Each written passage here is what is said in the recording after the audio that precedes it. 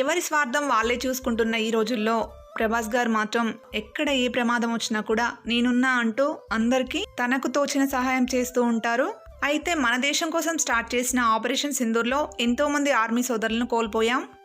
సరిహద్దుల్లో మన కోసం పోరాడుతున్న ఆర్మీ సోదరులకు ఏ ప్రమాదం జరగకూడదని ప్రతి ఒక్క జవాన్కి కూడా బుల్లెట్ ప్రూఫ్ జాకెట్స్ని స్పాన్సర్ చేస్తున్నారు. వాటికి అయ్యే ఖర్చు కొన్ని కోట్లల్లో ఉంటుంది.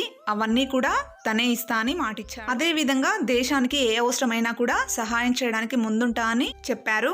ప్రభాస్ గారు విరాళాలు ఇవ్వడం కొత్తేమీ కాదు. కరోనా టైంలో కూడా 100 కోట్లు విరాళం ఇచ్చిన నిజమైన దానకర్ణుడు. అందరూ సంపాదిస్తారు, కానీ ఇలా దానం ఇవ్వడానికి ఎవరికి మనసొప్పదు. కానీ మన హీరో మాత్రం ఇలాంటి వాటిల్లో ముందుంటారు. నెగిటివ్గా కామెంట్స్ లేని హీరో ఎవరైనా ఉన్నారంటే ప్రభాస్ గారే. ఒక హీరో ఫ్యాన్స్ ఇంకొక హీరోని తిడుతూ ఉంటారు, కానీ ప్రభాస్ గారిని మాత్రం ఒక్క హీరో ఫ్యాన్స్ కూడా ఎవరు తిట్టరు. ఎందుకంటే చాలా మంచి వ్యక్తిత్వం ఉన్న మనిషి. మన దేశం కోసం ఇంత సహాయం చేసిన ప్రభాస్ గారికి అందరం కూడా థ్యాంక్స్ చెప్పాల్సిందే, సెల్యూట్ చేయాల్సిందే.